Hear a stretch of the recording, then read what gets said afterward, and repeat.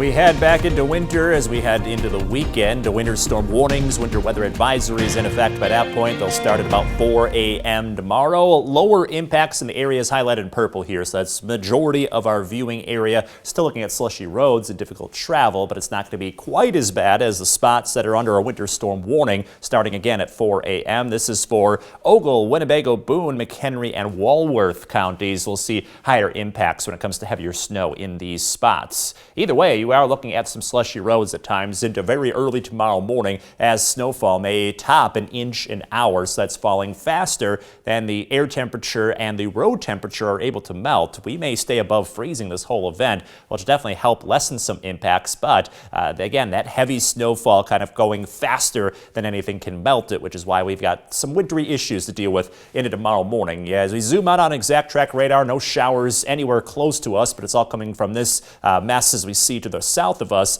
So this will probably roll in after about 10 p.m. as rain showers. So the rest of your evening looks dry, but then after 10 o'clock we have some rain. After midnight we have some snow. And I think the worst of all of this coming through between 4 a.m. and 8 a.m. So this is when we'll really start to see that snow pile up on the roads, causing some slushy conditions. Very hard to see. So it will still be slushy over the rest of Saturday morning, but I think this is when we'll see the worst of those conditions. So try to avoid travel during those early morning hours. So you look at future track, here we are closer to 11 p.m. and showers rolling in. As you can see, we do have the snow taking over after midnight, and then it falls heavily right through that stretch that's getting the winter storm warning. So basically Lake Geneva to Rockford to Oregon, right within that line, will have possibly the heaviest of the snowfall. We get through sunrise with that, and then after sunrise, you can see about 8 o'clock, the snow showers lighten up. They're not going to be falling quite as heavy, so that should allow some melting and things to improve over the course of tomorrow, late morning and into the afternoon. Here we are at the middle of the afternoon and things looking dry. Still forecasting about 4 to 7 inches of snowfall in the dark highlighted areas here. So that's basically from Freeport to Rockford and north, and then south of there more in that 2 to 4 inch range when it comes to those heavy snow totals.